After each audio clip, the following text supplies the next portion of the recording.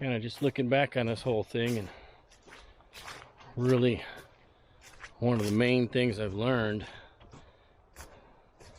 is that it's not the journey to find the ivory bill, it's now the race to find the ivory billed woodpecker.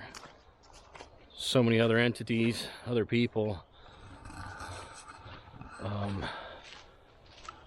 searching for the same thing, and so it seems to be this competition, more or less, to see who can find it first.